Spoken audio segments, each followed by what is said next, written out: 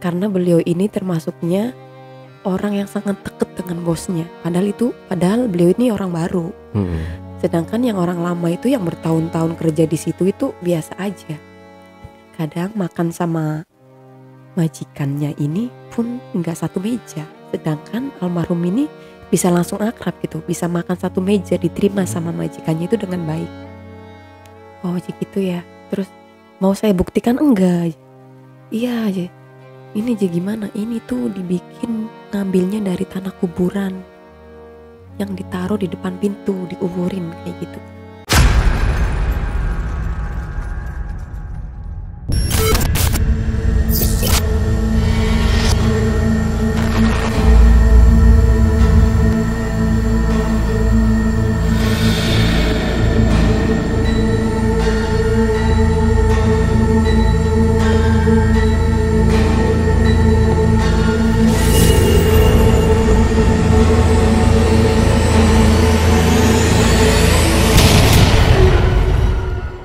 Assalamualaikum warahmatullahi wabarakatuh. Jumpa lagi dengan saya, Ale, host Jejak Backpacker. Dalam obrolan misteri Jejak Backpacker kali ini, saya telah kehadiran seorang narasumber. Yang mana narasumber kita ini mengalami kejadian mistis, di mana suaminya disantet oleh orang yang tidak bertanggung jawab. Bagaimana kisah selengkapnya dari narasumber kita? Langsung aja kita sapa narasumber kita. Assalamualaikum Kak Ica. Iya. Ya, wah Kak Ica, terima kasih ini udah datang di studio Jejak Backpacker. Ini suaminya ya, Iya, suami saya. disantet. Maksudnya mohon maaf ini kalau sampai meninggal. Iya, sampai meninggal. Ya Allah, tega banget ya. Oke, ditahan dulu aja Kak Ica ya. Nanti kita lanjut lagi setelah ini Kak Ica ya. Siap. Oke. Tapi sebelum Ica menceritakan pengalaman mistisnya lebih lanjut lagi, saksikan setelah OMG yang satu ini. Kopi Liong Bulan. Nuansa legendaris di mana keunikan rasa dan aroma mengalir dari setiap biji kopi pilihan. Keistimewaan yang dipersembahkan bagi mereka yang menghargai cita rasa terbaik. Gurih dan aroma asli yang khas dibuat dengan sempurna. Kopi Liong Bulan, keajaiban dalam setiap aroma. Silakan kalau udah siap Kak Ica, gimana ceritanya itu? Jadi ceritanya seperti ini. Dulu itu saya kenal beliau waktu di Mall Puri. Di Jakarta? Iya, di Jakarta kemarin. Okay. Saya ke situ itu nemenin teman saya jadi jual rumah. Tapi pas ketemu sama beliau, malah beliau yang minta nomor saya. Waktu tahun 2017. Saya kerja di Mekarta. Setelah itu pas udah pulang dia ngontak saya. Kita terjalinlah komunikasi. Nah terus saya selidiki, ternyata dia masih ada punya istri di Tasik. Jadi saya gak mau, Ica gak mau kan. Nah terus kita hilang komunikasi sekitar 4 tahunan.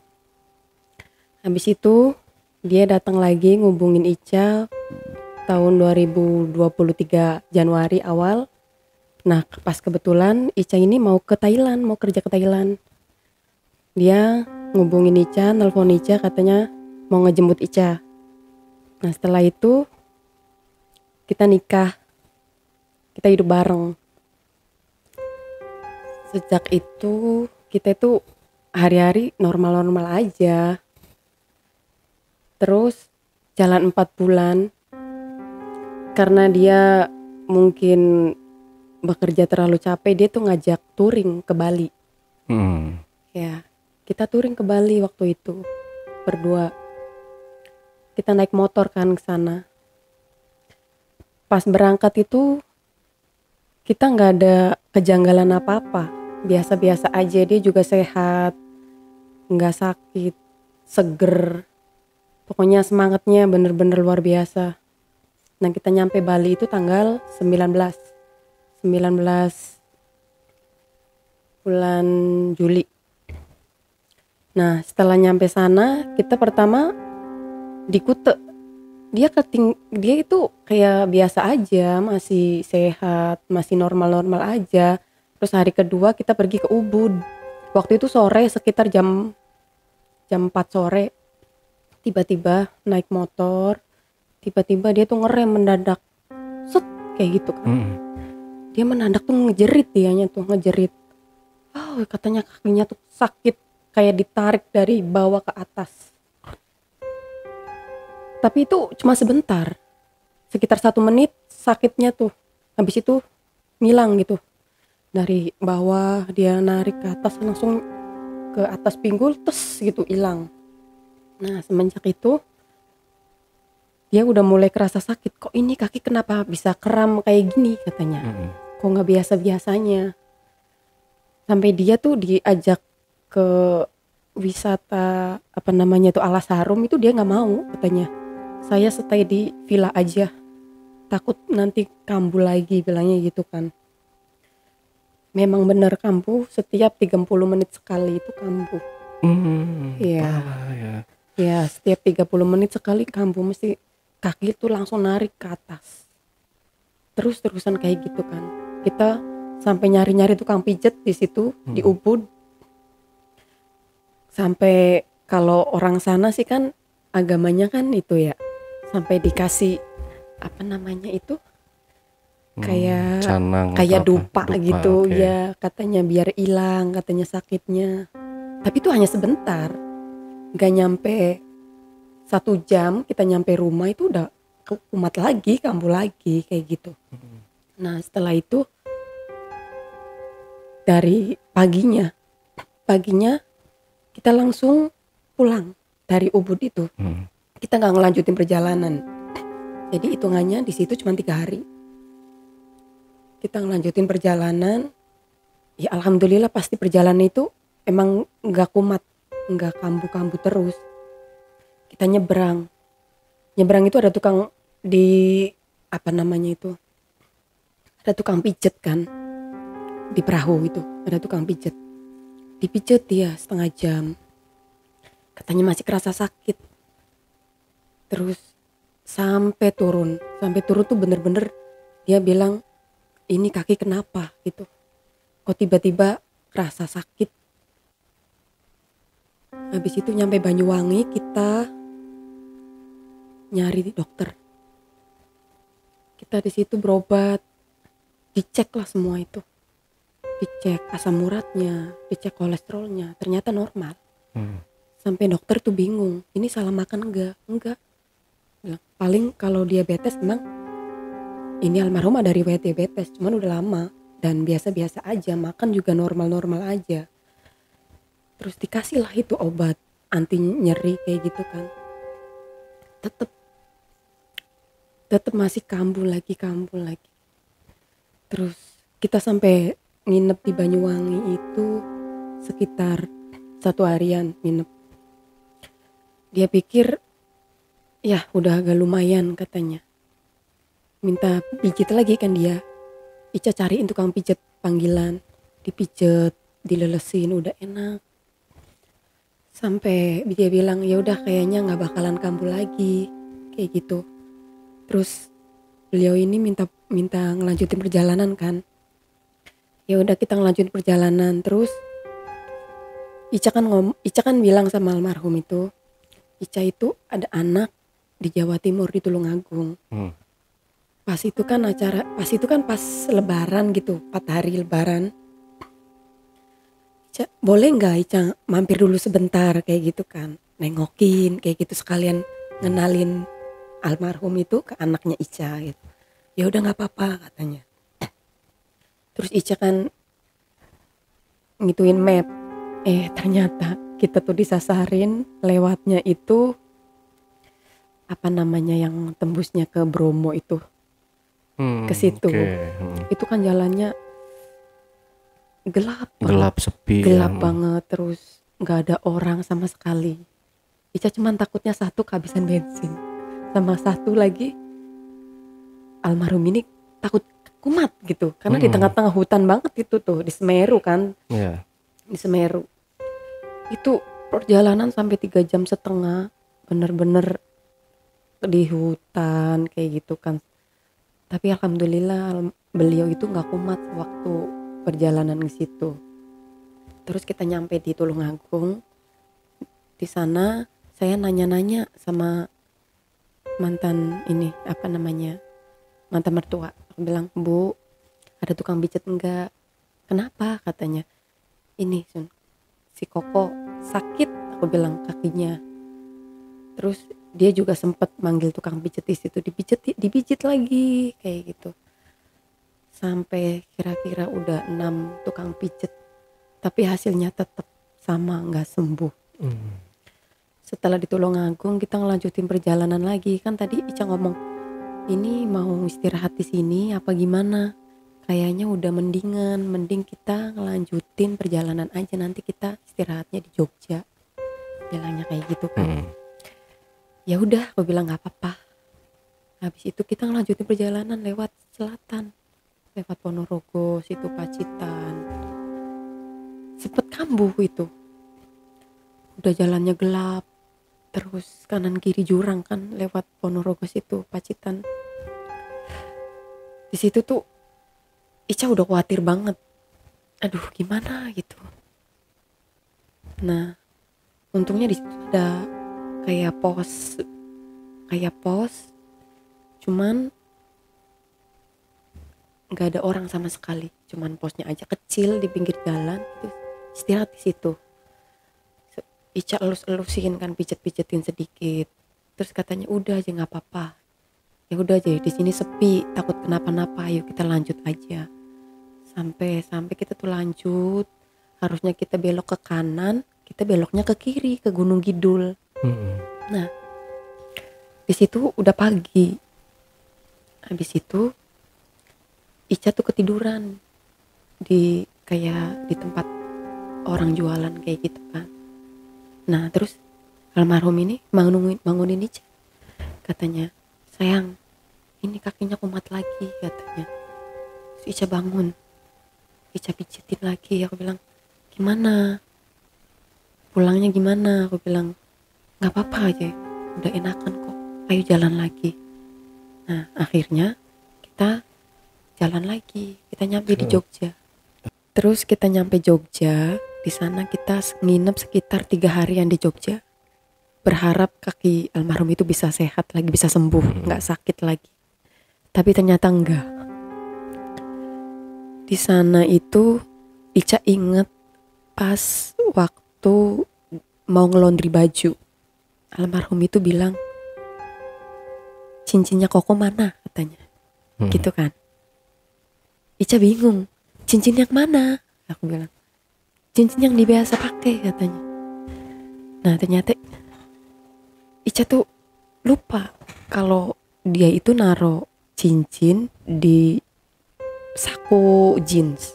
Yang paling depan itu kan ada kantong kecil. Ya, Ica tuh nggak lupa di itu nggak diambil gitu, nggak diperiksa dulu. Kirain udah diambil. Terus Ica pikir-pikir lagi,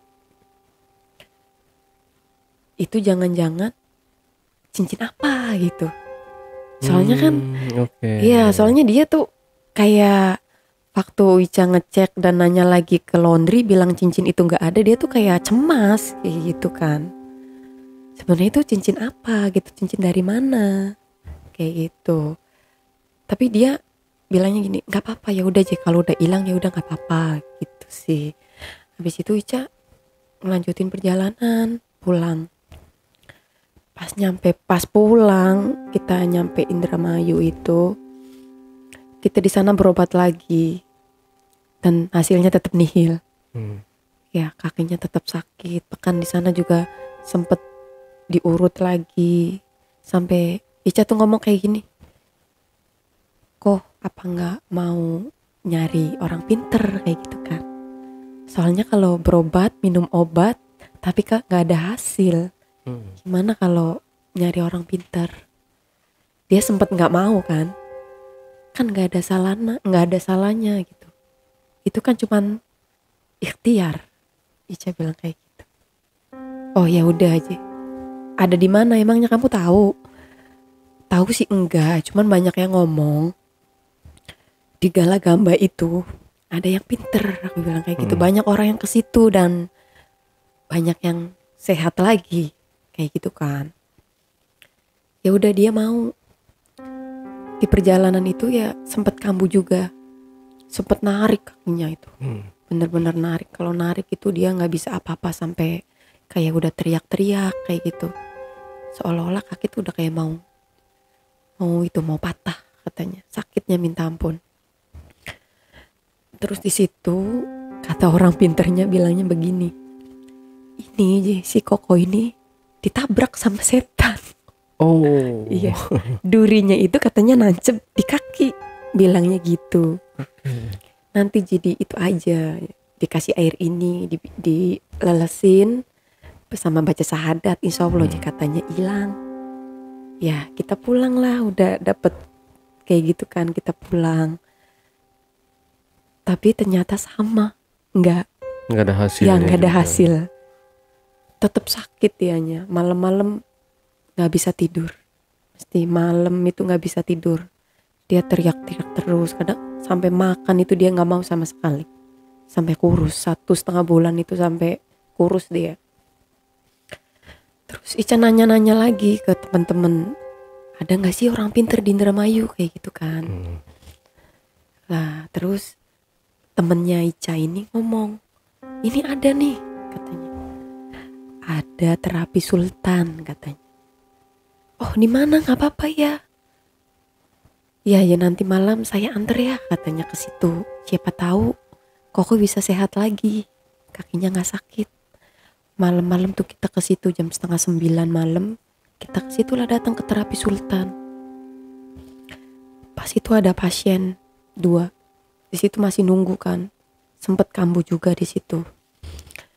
Terus pas giliran almarhum masuk ke situ, ini si Ustadz tuh langsung tahu. Ini kakinya kenapa? Loh, saya belum ngomong katanya. Kok Ustadz udah tahu? Iya, ada yang bikin, bilangnya gitu kan. Ada yang bikin katanya. Oh begitu ya, ini masalahnya apa? Terus dia ngomong, mungkin kalau masalah pribadi itu nggak ada, tapi kalau masalah bisnis mungkin kecemburuan sosial, bilangnya kayak gitu. Karena beliau ini termasuknya orang yang sangat deket dengan bosnya. Padahal beliau ini orang baru. Sedangkan yang orang lama itu yang bertahun-tahun kerja di situ itu biasa aja. Kadang makan sama majikannya ini pun nggak satu meja. Sedangkan almarhum ini bisa langsung akrab gitu, bisa makan satu meja, diterima sama majikannya itu dengan baik. Oh gitu ya. Terus mau saya buktikan enggak? Iya aja. Ini aja gimana? Ini tuh dibikin, ngambilnya dari tanah kuburan yang ditaruh di depan pintu, diuburin kayak gitu kan. Dia nggak sengaja keinjek sama dia nih. Iya, keinjek sama almarhum. Ini tuh udah lama katanya, cuman baru kerasanya sekarang. Karena sifatnya itu bertahap. Bilangnya seperti itu, nggak sekaligus. Beliau ini hampir tidak percaya gitu sama hal-hal yang kayak gitu. Karena emang dia tuh orangnya nggak pernah percaya hal-hal kayak gitu. Terus itu kan sempet di cup itu. Di cup ya. Iya, tapi nggak disedot. Jadi itu pakai kayak api gitu, dimasukin ke botol terus langsung diituin tuh. Diambil darahnya kan, itu bener-bener darahnya kayak marus. Darahnya kental banget kayak marus. Itu sampai banyak banget. Terus habis dibawa ke situ, dikasih pengobatan. Malamnya ya alhamdulillah udah agak berkurang. Jadi yang biasa setiap malam itu kumat sampai berkali-kali, paling malam itu hanya 3 kali kumat. Nah setelah itu 3 hari kemudian dia datang lagi ke situ, ke terapi sultan ya. Katanya coba pengen dilihat lagi masih ada enggak. Oh masih ada, cuman sedikit, enggak banyak katanya. Gak apa-apa, jadi ituin lagi aja, dihilangin semua katanya biar bisa jalannya enak lagi. Terus proses pengobatan lagi kan, diobatin beliau ini, kasih air juga. Alhamdulillah semenjak ke situ bener-bener kakinya nggak pernah kumat lagi.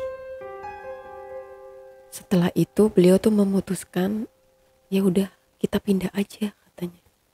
Tempat ini emang udah nggak aman buat Koko. Kita pindahlah ke Cirebon. Nah di Cirebon ini dia tuh ada temen, orangnya baik. Dia tuh ngasih tempat tinggal buat kita.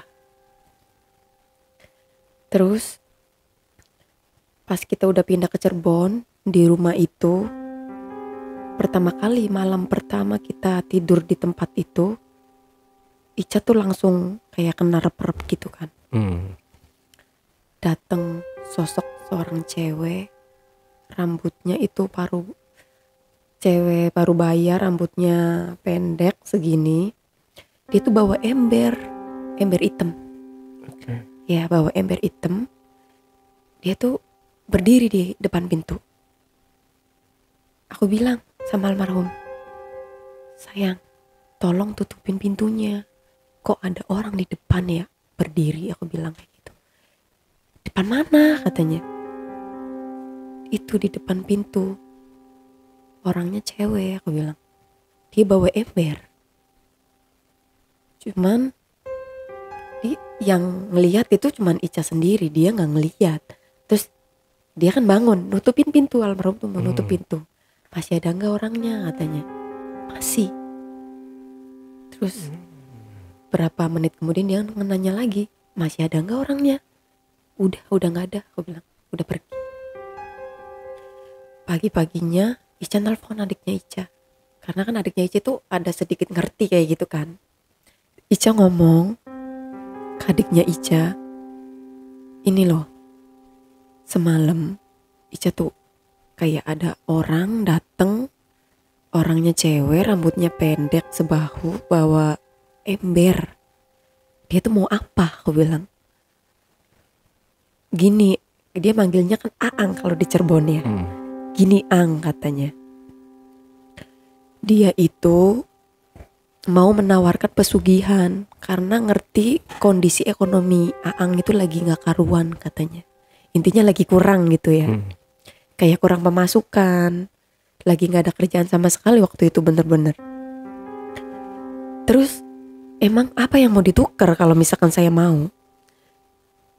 Ya dia kan bawa ember. Kalau Aang mau, detik itu juga dikasihin itu ember. Yang ada sama Aang itu, yang paling diambil itu anaknya Aang katanya gitu. Karena selain anak kayaknya dia tuh gak pengen apa-apa gitu. Karena apa sih yang dipunya sama kamu katanya? Kamu kan cuma punya anak. Bilangnya gitu. Oh gitu ya, aku bilang. Dan emang iya sih, aku bilang. Ekonomi Aang itu emang lagi berantakan. Emang gak ada pemasukan sama sekali ya. Terus Ica itu sempet ngomong ke almarhum. Cuman almarhum tuh gak percaya. Ya kamu ini ada-ada aja katanya gitu, sampai nanya-nanya. Lah orang Ica lo jelas-jelas ngeliat di depan pintu itu bener-bener ada orang, aku bilang kayak gitu. Cuman dia tuh masih agak gak percaya gitu. Sampai-sampai ya terus dia itu pergi keluar sama temennya, ngobrol-ngobrol di sana. Ica itu pas itu malam-malam jam 12:30 itu di situ rumah itu kayak anginnya tuh kenceng banget. Jadi di rumah itu kan atapnya tuh dak-dakan, terus ada kayak kanopi gitu kan. Terus di sampingnya itu emang kayak ada taman kecil yang angin-angin itu bisa masuk. Ica tuh udah gak enak, kok kencang banget anginnya, aku bilang kayak gitu. Nah, Ica telepon almarhum kan, telepon beliau, kok kapan pulang, anginnya kencang banget loh, udah 12:30. Aku bilang, ntar ini masih ada temen katanya, bentar lagi pulang. Ya udah, Ica kan masuk ke kamar gitu, saking takutnya itu Ica tuh sampai kencengin itu kencengin TV kan, kencengin TV, suara TV, tapi angin kok tambah kenceng gitu. Tiba-tiba kok kayak ada suara orang yang ngejatuhin batu gede banget, dak gitu. Ica kaget kan, astagfirullah, itu tuh suara apa lagi gitu. Ica takut, langsung telepon si Koko. Kok cepet pulang, aku bilang. Tadi Ica ngedenger suara yang gak enak. Iya ini bentar lagi pulang katanya. Terus selang setengah jam Koko pulang. Kenapa? Aku bilang tadi anginnya tuh kenceng. Ica tuh kayak ngedenger suara kayak orang ngejatuhin batu. Aku bilang kayak gitu. Jadi paling perasaan kamu aja, itu paling suara kanopi katanya gitu. Paling lepas itunya pakunya. Nggak mungkin, aku bilang kayak gitu kan. Terus dia tuh nggak langsung masuk ke kamar, dia tuh malah duduk di sofa gitu sambil mainan HP. Ica kan masuk ke kamar, habis itu keluar lagi setengah jam tuh keluar lagi. Kok ayo masuk, nanti ketiduran. Iya ini bentar lagi. Icanya tidur, bener-bener dianya ketiduran sampai pagi. Iya, itu tuh 3 hari berturut-turut tuh tidurnya dia di sofa. Ketiduran lagi. Ya semenjak itu Ica ngeliat tuh dia kayak sering lemes kayak gitu. Sering gak bisa tidur. Cuman kalau ditanya kenapa sih kalau malam gak bisa tidur, gak tahu katanya. Kayak gak enak pikiran bilangnya gitu. Nah setelah itu kita pergi ke Jogja.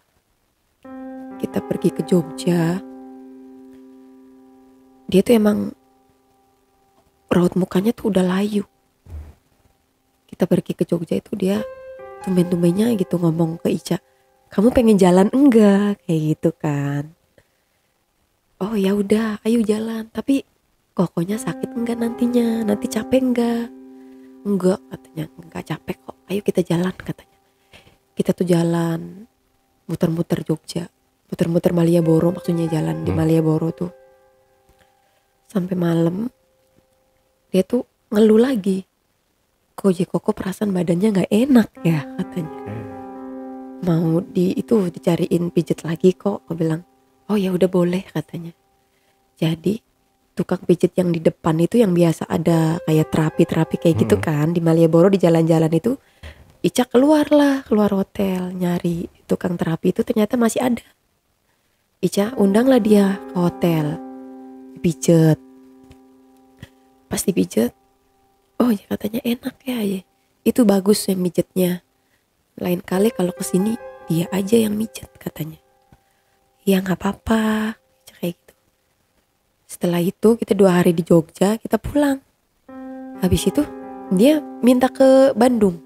2 hari kemudian kita ke Bandung sama temen-temen berenam waktu itu. Sama Ica, sama temen-temennya dia ada 4 orang lagi. Kita berenam di sana. Kita ke Bandung itu Pepe.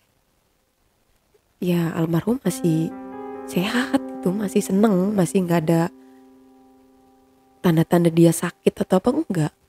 Masih kelihatan seger. Pulang dari Bandung, ya masih enak badannya. Harinya lagi pas pulang malam minggu, waktu itu malam minggu, kita tuh ada makan bareng sama temen-temennya dia tuh berlima. Nih ini udah mulai gak wajar. Kenapa sih makan itu, kenapa sih minumnya es terus? Aku bilang gitu. Gak tahu nih kok panas katanya, badannya panas, tenggorokannya panas. Terus minta es lagi. Sehari itu pas malam minggu dia minumnya es, jor-joran es. Hari minggunya dari pagi sampai malam itu mintanya es terus. Kenapa tenggorokannya? Gak tahu. Ini tenggorokan rasanya kayak ada batu panas tempel katanya. Di tenggorokan tuh kayak sampai panas banget katanya. Pengennya kebakar gitu ya. Pengennya minum es terus.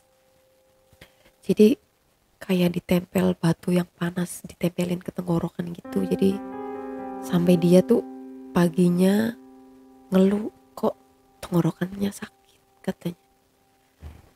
Yang saya aku tenggorokannya sakit. Apa gara-gara makan es kemarin? Ah juga mungkin katanya. Orang biasa juga minum es gak apa-apa katanya. Sampai nelen ludah itu dia gak bisa, saking sakitnya. Dia tuh udah mulai gak makan waktu itu. Terus ya udah beli larutan. Ica beliin larutan, beliin obat. Malam-malam dia bilang, kok tambah sesek ya katanya. Dia ngomong ke Ica kayak gitu. Kok jadi sesek sih katanya. Antar yuk ke rumah sakit. Terus ya udah manggil Grab ya, Ica antar ke rumah sakit. Nah waktu itu kita pergi ke rumah sakit Gunung Jati, ke sana sempet dirawat beliau itu 6 jam. Terus pagi-paginya dia ngomong, udah mendingan pulang yuk katanya. Oh ya udah pulang, ayo pulang. Ica bawa dia pulang. Terus 2 hari kemudian dia ngeluh lagi. Kok dia masih sesek aja. Dia minta pindah, jangan ke Gunung Jati, pindah aja ke itu katanya, ke Mitra Plumbon, bilangnya gitu kan. Ya udah, Ica bawa dia ke Mitra Plumbon karena permintaan beliau kan. Ica bawa ke sana. Dia di sana dirawat itu 1 hari. 1 hari kemudian dia langsung koma. Langsung koma dia. Badannya langsung dingin. Sebelum koma itu dia cuma ngeluh, aduh sakit katanya. Aduh sakit kayak gitu kan. Ica tuh elus-elusin dadanya, kenapa? Gak tahu sakit banget katanya.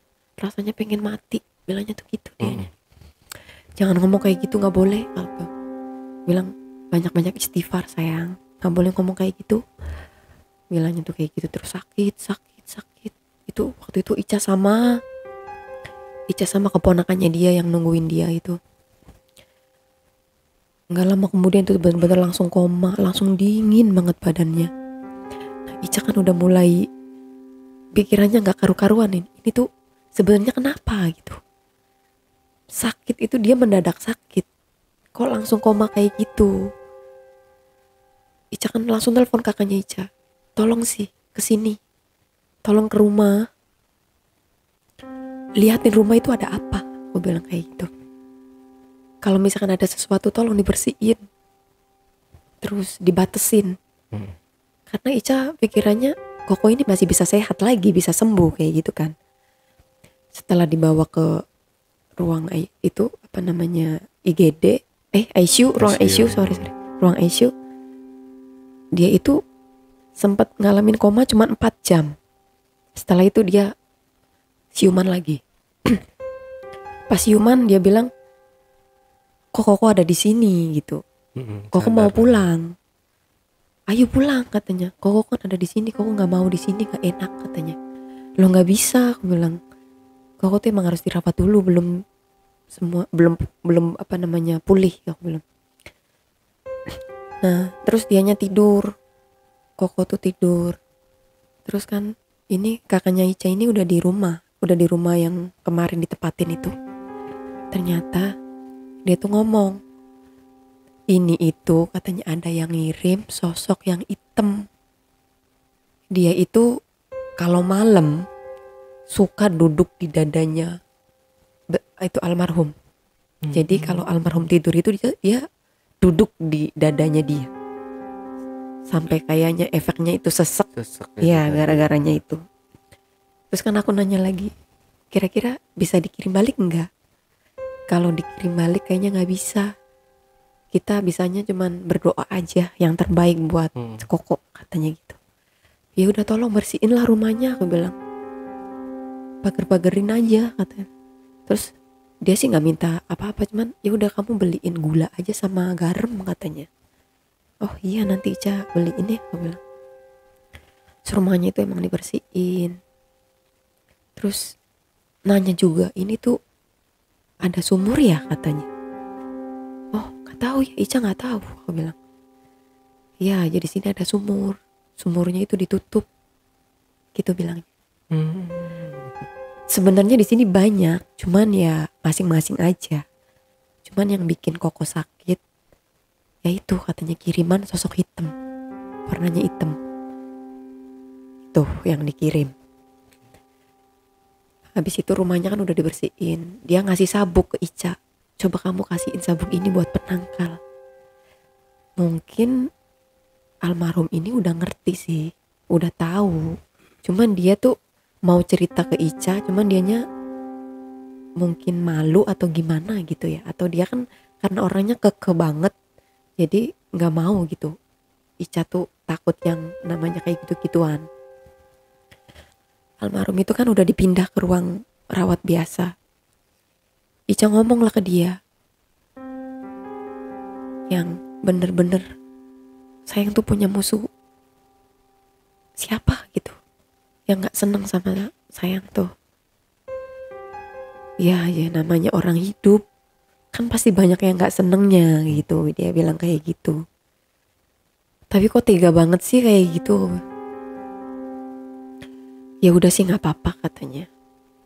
Nah terus Ica pakein sabuknya tuh, pakein di pinggangnya dia. Dia tuh malah bilangnya gini, ini tuh dukunya kurang canggih. Bilangnya tuh gitu. Kenapa sih ngomongnya kayak gitu? Kan namanya juga ikhtiar. Ya aja orang namanya dukunya kurang canggih, bilangnya gitu. Nggak ada apa-apanya, ya sama aja bohong katanya. Percuma. Kayak gitu kan. Iya. Aku bilang kayak gitu amat, dalam hati aja tuh ngomong. Ini sebenarnya orang tuh udah ngerti. Apa gimana gitu. Apa dia tuh ngerti semenjak cincinnya hilang itu. Takutnya emang penangkalnya itu cincin. Iya. Semenjak cincinnya hilang kan dia kan jadi kayak udah pasrah-pasrah kayak gitu kan. Nah, soalnya Ica tuh ingetnya gini, kenapa dia kalau diajak ke laut, dia tuh nggak mau main air laut gitu, cuman dari jauh aja. Kalau di laut, mesti enggak, Koko di sini aja. Kayak ada pantangan gitu. Iya, enggak Koko di sini aja di warung aja, so kamu aja yang main air katanya gitu. Ica sempat mikir-mikir, apa karena cincin itu dari laut atau gimana sampai dia nggak mau ke laut main air gitu kan. Semalamnya malam itu jam setengah 2 itu tiba-tiba ngomong ngedumel sendiri pakai bahasa Sunda kayak gitu kan. Ica tuh bingung. Ica nggak ngerti Sunda soalnya kan Cirebonnya Ica itu emang perbatasan Indramayu, jadi ngomongnya tuh bener-bener bahasa Jawa. Ica nggak ngerti bahasa Sunda sama sekali, cuman sedikit yang ngerti. Dia tuh ngomong bahasa Sunda. Kenapa sih lagi? Kenapa? Aku bilang, kok bangun? Ngomong apa? Ica gak ngerti. Kirain dia tuh ngomong bahasa Sunda tuh ngomong apa? Tahu-tahu dia tuh minta makan. Minta makannya gini. Saya aja pengen makan peda, sama sambel, sama nasi, sama air yang banyak katanya gitu. Ica kan ngeledekin kan. Terus mau makannya di mana? Aku bilang, mau makannya di sini. Enggak mau makan di sini, ditaruh di tempat saya katanya. Di mana emang tempatnya? Di itu katanya Tapak Tilas Prabu Siliwangi, bilangnya gitu. Iya. Udah agak ngaco ya. Iya berarti ini tuh bukan Koko yang ngomong. Aku bilang berarti ini dia kemasukan orang atau kemasukan sesuatu yang gak kelihatan kayak gitu kan. Terus kamu tuh siapa? Kamu tuh jangan gak perlu tahu saya, aku bilang. Terus itu ditaruh di tapak Tilas Prabu Siliwangi itu di mana? Di Pajajaran. Sok tahu kamu bodoh. Ngomongnya tuh langsung kasar. Matanya tuh sambil melotot-melotot gitu kan. Ica kan godain lagi. Emang kamu tuh dikirim siapa sih? Aku bilang. Saya sendiri nggak tahu dikirim sama orang yang saya sendiri nggak tahu katanya. Gitu. Aneh banget. Terus saya tuh haus katanya, minta minum. Ica kasih lah air mineral. Lah air mineral gitu kan botolnya gede tuh yang 5 liter. Dia nanya lagi, itu tuh cai naon katanya, air apa? Gitu. Loh emang gak tahu, ini kan air mineral buat minum. Kok ada air kayak gitu katanya. Terus dia tuh minum. Pas minum tuh bener-bener kayak orang gak sakit. Sampai glek-glek itu banyak banget. Sampai orang yang bener-bener kehausan gitu. Aku bilang, pelan-pelan apa minumnya? Kayak gitu. Terus dia, kenapa sih katanya? Kamu ngeliatin saya terus. Matiin lampu, saya pengen keluar. Bilangnya gitu kan. Kenapa? Aku bilang, kenapa gak suka gelap? Gak suka terang. Saya pengen gelap katanya. Saya pengen keluar. Habis itu, oh ya udah, pengen keluar ya? Ica matiin lah lampu. Habis itu, dia tidur. Keluar sendiri kan. Jam 3, si almarhum ini bangun. Koko nih bangun. Dia tuh udah marah-marah. Udah kirain Ica mah udah sehat gitu, bakalan pulang ke rumah. Karena bener-bener dia tuh seakan-akan sehat. Seakan-akan itu udah gak sakit lagi gitu. Udah mulai enak badannya. Sampai dia tuh ambil itu aja, panggilin suster. Marah-marah lah ke suster. Tolong, saya tuh pengen keluar, pengen ngirup udara segar, pengen jalan-jalan katanya. Saya nggak mau di sini katanya. Ini apaan ini, infus katanya. Kayak gitu kan. Cuman kata susternya, ibu maaf, bapaknya itu masih nggak boleh keluar, masih lemah katanya, kondisinya belum penuh full katanya gitu kan. Lah, Ica ngomong lah ke almarhum pelan-pelan. Sayang, besok pagi aja ya, aku bilang. Karena sekarang masih malam, masih gelap, aku bilang kayak gitu. Ya udah katanya nggak apa-apa. Dia tuh sampai jam 6 pagi tuh masih aja sewot-sewot. Ya udah saya minta pulang aja katanya. Dia minta pulang terus. Sampai infus itu ditarikin, nggak mau diinfus, nggak mau diminum obat, nggak mau makan, pengennya pulang terus. Ica kan bingung ya, dikasih infus dia nggak mau, pengennya pulang terus. Ya udah, Ica kabulin lah dia pulang. Cuman kata dokter gini, Bu, ini kan bapaknya masih sesak, nanti kalau pulang tolong dipantau ya katanya. Nanti kalau seseknya emang sesek banget, bawa lagi ke sini katanya. Iya dok, aku bilang kayak gitu. Habis itu kita pulang. Malam-malam tuh dia emang beneran tidur enak, nyenyak gitu 2 jam. Setelah 2 jam kumat lagi dia sesek. Setelah sesek dia tuh ngomong kan, sayang kok sesek lagi kayak gitu. Ya udah ayo ke rumah sakit lagi. Gak mau katanya. Di rumah sakit itu bohong semua katanya. Cuman dikasih gitu-gituan terus, gak ada sama sekali bikin sehat katanya gitu. Nanti kalau Koko sembuh katanya, Koko bongkar semua katanya di rumah sakit itu, biar pada tahu. Ngomongnya tuh kayak gitu dia. Kenapa sih? Aku bilang, ya udah ayo ke rumah sakit aja, nggak apa-apa. Nggak mau katanya. Cuman dalam hati Ica tuh, ini orang kenapa gitu? Emang ini bener-bener beneran mau nggak ada apa ya? Gitu. Dianya sempet dibawa ke rumah sakit tuh nggak mau. Sampai Ica telepon ponakannya dia kan, tolong sih kamu kesini, ini bantu angkat si Koko, aku bilang. Terus Ica pesan Grab waktu itu, angkatlah si Koko, pergi ke rumah sakit lagi. Di situ dibawa riwayatnya, dia kan pernah masuk ICU ya. Bu, ini nih yang ditakutin, kalau misalkan dia ditaruh di ruang biasa, perawatan biasa, takutnya nanti si Koko ini gak bakalan tahan lama gitu. Gimana kalau langsung ke ICU aja, perawatannya lebih terjamin karena di sana ditungguin dokter 24 jam. Oh ya udah dok, gimana aja yang penting Koko ini penanganannya bagus, aku bilang kayak gitu kan. Itu lama banget nungguin kamar itu, dari malam sampai siang jam 12. Kok lama banget ya, sampai dia tuh kayak udah mulai hilang kesadaran gitu. Jadi infusnya dia tuh diketok-ketokin ke ke kasur. Ranjangnya. Iya, ranjangnya dia kan kayak ada senderan gitu kan. Kayak tangannya ke atas diketok-ketokin gitu kan, sampai tangannya tuh berdarah. Impusannya dia tuh kayak keluar darah banyak banget. Kenapa sih jangan dibikin sakit kayak gini? Aku bilang kasihan banget. Sampai nggak tega, sampai tangan dia tuh harus diikat dua-duanya. Kayak gitu kan. Apa gara-gara mikir lagi gitu. Itu apa gara-gara emang udah dalam banget kayak gitu dia tuh kena kayak gituan. Sayang, istighfar sih, banyak-banyak istighfar.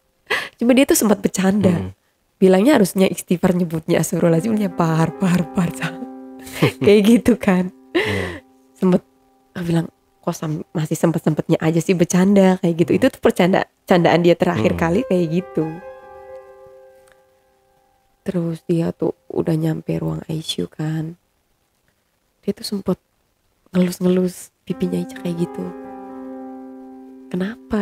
Aku bilang enggak aja, aku sayang kamu. Iya, cepet sehat ya biar cepet pulang lagi. Semangat, aku bilang jangan dicabutin terus. Lama-lama pas maghrib Icanya keluar beli pampers. Dia itu pas Ica balik lagi udah nggak sadar ya, udah nggak sadar sama sekali. Iya, udah nggak sadar. Sampai biasanya kan kalau dielus gitu dia masih ada ngerespon gitu tangannya, itu sama sekali udah tidur, udah koma kayak gitu, udah nggak ada respon sama sekali kan. Bilang ya Allah kok kayak gitu bang, kok kayak gitu cepet banget kayak gitu kan. Ica tuh sempet nggak percaya gitu. Ica nanya lagi nih, telepon lagi sama kakaknya Ica, itu rumah sebenarnya gimana, udah dibersihin belum? Udah, katanya udah dibersihin, rumah udah bersih, cuman ya itu katanya dia tuh udah masuk katanya sampai udah dalam, nggak bisa, kalau misalkan harus ikhtiar itu lama, sedangkan mungkin dianya nggak kuat katanya gitu kan. Ya udah nggak apa-apa, kamu banyak-banyak zikir aja kayak gitu, siapa tahu masih ada, dikasih kesempatan, masih ada umur panjang kayak gitu kan. Ica kan sempet gimana gitu, goya banget, sampai nanya-nanya yang lain kan, coba sih liatin ini gimana Pak Ustadz, coba sih lihat, sampai kemana, kesana kesini gitu, nyari air, nyari apa, tapi tetap aja nihil gitu. Sampai Ica pas masuk lagi ke dalam hari kedua, Ica tuh sempat ngelus-ngelus mukanya dia tuh, dia nangis, keluar air mata dia. Sampai kok aku tuh kenapa sih, aku bilang. Dia itu kayak air mata tuh bener-bener nyereces terus. Ica kan keluar lagi, duduk di situ. Ica ada keluarga orang lain kan yang di situ yang nungguin pasien lain gitu. Ica sempet ngobrol-ngobrol. Dia nanya, Teh, emang siapa yang sakit? Katanya. Oh, suami saya bu sakit. Kenapa? Katanya. Gak tahu, dia tuh mendadak sakit. Tapi pas Ica tadi lihat tuh dia nangis bu. Aku bilang, yang benar katanya. Aduh Teh katanya, maaf ya katanya. Biasanya kalau orang sakit menangis itu tanda-tandanya dia tuh bakalan mau pergi gitu. Ah ibu yang bener aja, jangan kayak gitu bu, aku bilang kayak gitu. Ih bukannya ibu tuh sok tahu Neng, tapi itu banyak kejadiannya kayak gitu katanya. Oh gitu ya bu ya. Ya aja, ikhlas aja ya aja. Tetenya ikhlas aja, kalau misalkan almarhum beliau itu mau nggak ada, yang ikhlas gitu. Oh iya bu. Lah tiba-tiba itu temennya si Koko ini dateng, 2 orang. Dia bilang kayak gini, Ca, kamu pulang aja istirahat di rumah katanya. Kan dia kan di ICU, udah ada yang ngejagain dia 24 jam. Nanti kalau ada apa-apa itu dikabarin gitu. Sebenarnya Ica tuh takut pulang ke rumah itu. Cuman kan Ica waktu itu keadaannya juga ngedrop banget karena kurang tidur kayak gitu, capek pikiran, karena bener-bener yang ngejagain dia tuh Ica sendiri. Ica sempet telepon keluarganya dia juga awal-awalnya gitu gak ada respon sama sekali. Sampai Ica tuh pulang ke rumah, baru mandi tidur paling sekelipan ada sekitar 10 menitan Ica ditelepon sama IG, sama itu ruangan ICU itu. Bu Ica katanya. Iya kenapa dok? Cepat kesini katanya. Ini Pak Rudinya lagi kritis katanya. Oh iya dok. Ica ke situ sekarang. Bener itu yang ibu yang tadi katakan itu emang bener. Ica datang itu bener-bener si Koko ini udah lagi najah. Dia cuma nungguin Ica doang datang. Ya, terus dokternya bilang, Bu mau senam jantung lagi nggak? Jangan dok, aku bilang kasihan. Mungkin dia udah mau pulang, kalau nggak apa-apa. Oh ya udah, kalau ibunya mau nggak apa-apa katanya.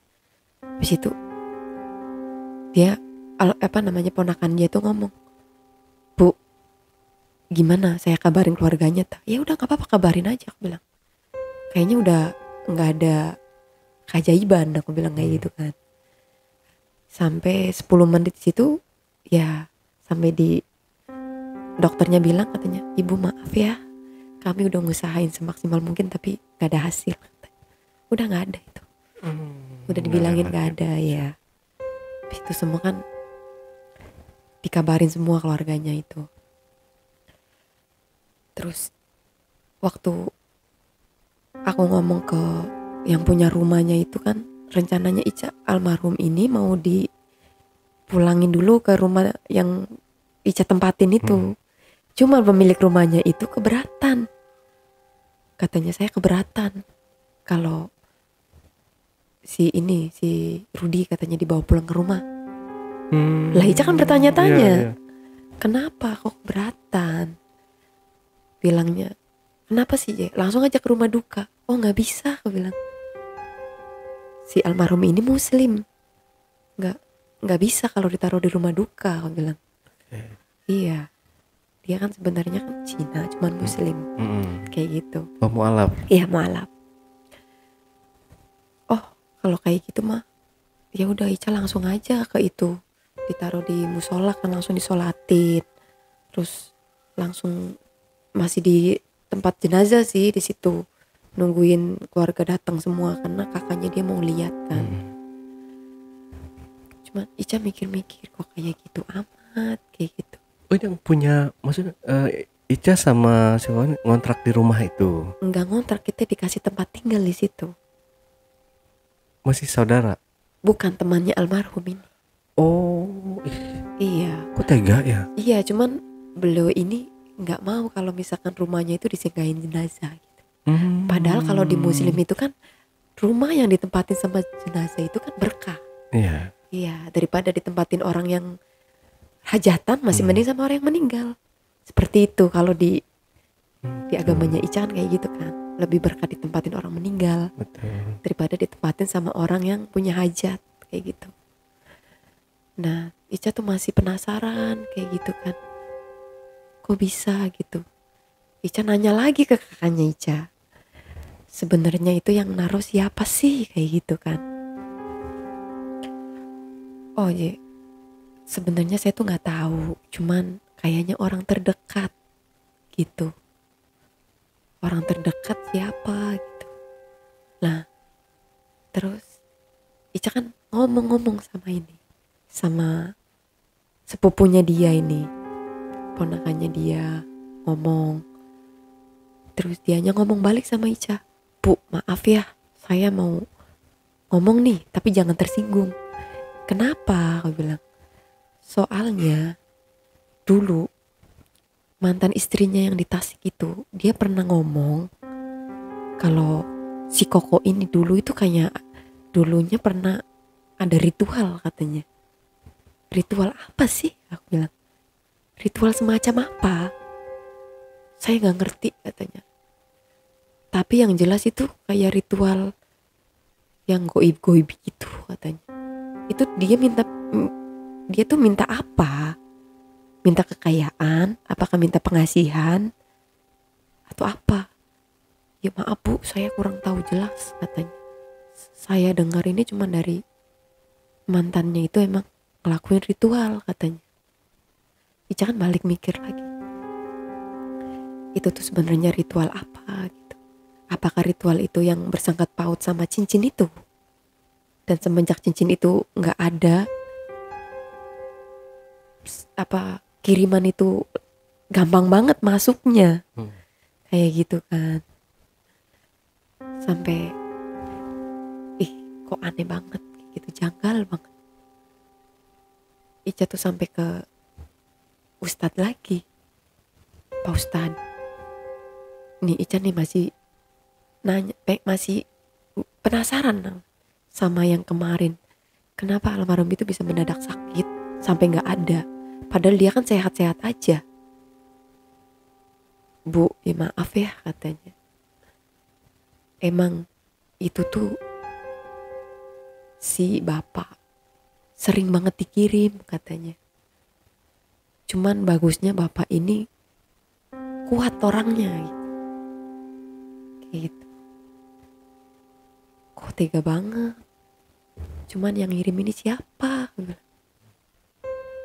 Ya saya gak bisa kasih inisialnya Bu katanya. Cuman orang terdekat bilangnya gitu. Iya begitu.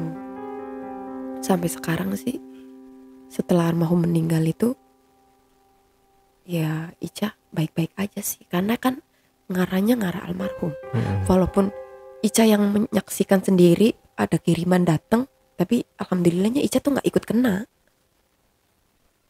itu. Cuman Ica udah ngasih word ke almarhum ini, ayo sih jangan tidurnya di luar kayak gitu kan, karena kan yang namanya kayak gitu itu kalau tidur nggak boleh jauh-jauh dari lantai kan, sedangkan sofa itu tinggi tuh. Yang Ica takutin tuh kayak gitu. Tapi yang disampaikan sama kakaknya Ica memang ini kirimannya itu sifatnya tinggi hitam, suka duduk di dadanya dia. Ya itu penyebabnya yang bikin dadanya dia sesek kayak gitu. Jadi berupa jin ya yang dikirimkan, itu bukan benda ya. Kayak bukan, misalkan kayak kalau santet itu kan ada batu, jarum segala macam kayak gitu. Bukan. Ya kalau yang pertama itu memang yang dikirim itu tuh yang dibuat dari tanah kuburan. Ya kalau yang kedua ini bener-bener kirimannya tuh emang kayak sosok makhluk kayak gitu. Cuman Ica nanya makhluknya ini kayak apa, sosok hitamnya ini kayak gundurwo maksudnya kayak gitu. Bukan katanya, cuman sosok hitam aja. Terus dia suka adanya di sebelah barat katanya, di pojok barat kamar, di situ tempatnya. Jadi dia tugasnya tuh cuma buat dudukin si jadi Koko kalau beliau tidur dia duduk di dadanya dia. Karena beliau ini tidurnya nggak miring, nggak tengkurap, jadi kayak terlentang. Iya gitu terlentang gitu. Dia paling nyaman tidur terlentang. Jadi dia kan didudukin kayak gitu. Pak kalau malam-malam tuh dia sering ngeluh sesek. Katanya sesek, bikinin air anget, tapi hilang lagi kayak gitu kan. Tapi nggak ada kayak misalkan dia, mohon maaf, Kak Ica sama si Koko ini jadinya udah sama-sama single parent ya? Iya. Si ininya udah. Iya itu udah pisah sama yang di Tasik ini, udah pisah 1 tahun 2 tahunan lah. Habis itu sama Ica. Sama Ica itu kan Ica mau sama dia karena dianya udah pisah, ya udah nggak apa-apa gitu. Kalau yang pertama waktu kenal kan dia masih sama itu, masih ada istrinya, jadi Ica nggak mau kan. Terus pas yang kedua, pas dia ngubungin lagi nih, dia emang statusnya udah sendiri. Jadi Ica gitu mau, ya. Tapi memang waktu itu kita nikahnya nikah siri, nggak nikah resmi. Ya. Tapi nggak ada mereka, Kak Ica denger nggak kalau misalkan si Koko ini sama mantan istrinya yang pertama itu sempat cekcok gitu, atau segala macamnya gitu? Yes. Enggak sih. Gini ceritanya, pas almarhum udah meninggal, Ica baru tahu. Dianya itu cerita ke ponakannya. Pas almarhum meninggal kan dikabarin juga. Karena di Tasik ada anak. Ica kabarin. Terus datang juga, sempet ngobrol juga. Cuman ya kita ngobrolnya ya biasa aja. Cuman dia ngobrolnya sama ponakannya almarhum ini. Katanya sering kekerasan, KDRT kayak gitu kan. Ya, cuman Ica sih nyimpulannya orang semasa sama Ica tuh baik-baik aja almarhum ini, nggak pernah keras, penyayang kayak gitu kan. Jadi kalau Ica ngejelek-jelekin, apa sih yang dijelek-jelekin gitu? Orang semasa sama Ica baik-baik aja kok, gak ada kejadian kayak gitu kan. Kalau sama yang dulu bilangnya KDRT, nggak ngerti ya. Ya kan setiap orang kan masing-masing ya ceritanya kayak gitu.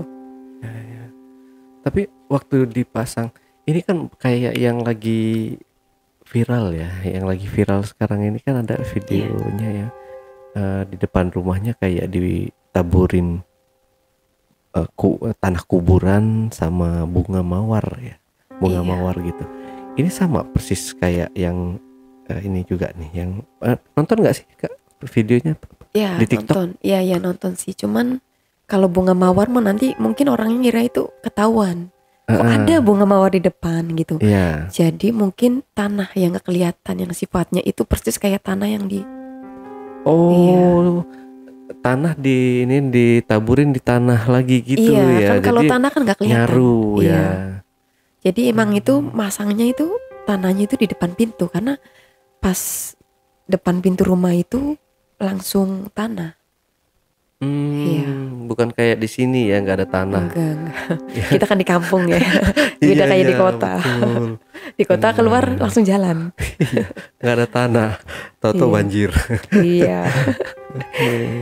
Ya seperti itu. Sebenarnya sih kejadiannya udah lama, cuman emang nggak dirasa aja. Pas kampung-kampungnya ya pas di Bali itu. Berarti nih dari yang cincin itu dia nih udah feeling ya kali ya. Kayaknya udah punya istilahnya, gua harus membentengi diri gua dengan yang kayak gitu gitu ya. Iya, dia kayak udah pasrah gitu. Kayak banyak pikiran, cuman kalau ditanya enggak apa-apa katanya. Mikirin kerjaan aja katanya, bingung gitu. Tapi sebenarnya sih emang mimik mukanya dia tuh udah berubah pas cincinnya hilang. Tapi kalau misalkan cincin itu ada di di saku, kan sakunya kan kecil, pasti tahu dong. Misalkan jatuh, dicuci jatuh itu kan tahu orang laundrynya. Emang katanya, Bu saya udah periksa tapi nggak ada katanya. Sebenarnya itu jatuhnya di mana juga nggak tahu. Tapi semenjak itu emang dianya juga udah, kayaknya ya udahlah katanya, udah pasrah gitu. Orang pas dikasih penangkal aja dia bilangnya, ini dukunnya kurang sakti. Gitu bilangnya. Sampai Ica kan kesel. Yang namanya orang nyari sabab ya ikhtiar, dibilangnya kayak gitu, dukunnya kurang sakti. Gitu. Berarti kayaknya sabar juga ya, nunggu suaminya bolak-balik ke rumah sakit, bolak-balik ke rumah sakit. Bener-bener saya seorang diri, maksudnya nggak ada yang lain kayak gitu kan. Soalnya kan keluarganya dia jauh, anaknya dia di Manado, sedangkan dia di Cirebon itu dia sendiri sebatang kara, bener-bener sebatang kara. Ada saudara juga emang kayak lulu gue kayak gitu. Berarti sama Kak Ica belum ada anak ya? Belum ada, emang kita udah itu sih komitmen nggak mau punya anak kayak gitu. Enak ya kalau berdua sana sini bebas. Jadi kita lebih jalan-jalan terus lebih gitu ke teman hidup kayak gitu kan. Oke, kayaknya luar biasa. Saya doakan ya semoga almarhum ya tenang di sana dan ditempatkan di surga. Amin. Firdaus yang indah pastinya. Amin. Iya, amin. Kasian ya, mungkin teman-teman juga nanti bisa bantu kirim Al-Fatihah juga ya buat almarhum ya Kak Ica. Oke, dari sini Kak Ica ada yang mau ditambahkan lagi kira-kira, atau pesannya mungkin ada yang mau disampaikan ke teman-teman di rumah, silakan. Buat teman-teman di rumah, jangan lupa kalau mau tidur harus baca doa. Itu aja sih. Wajib ya, itu ya. Oke, JPker, itulah tadi obrolan misteri Jejak Backpacker bersama narasumber kita Ica. Jangan lupa untuk selalu support channel YouTube Jejak Backpacker, subscribe, like, komen, dan share sebanyak-banyaknya video-video YouTube Jejak Backpacker. Dan buat kalian yang punya pengalaman menarik, mistis ataupun horor, silahkan hubungi admin melalui nomor WhatsApp di 0858 47683 atau di 0852 1234 5683. Wassalamualaikum warahmatullahi wabarakatuh. Oke Kak Ica, terima kasih buat waktunya. Aduh Kak Ica, minum dulu, kopi dulu, ngantuk banget. Ini kita ngopi dulu. Ini kopi liong Kak Ica, enak ya. Seger ya. Bukan seger Kak, enak. Oke, sampai jumpa.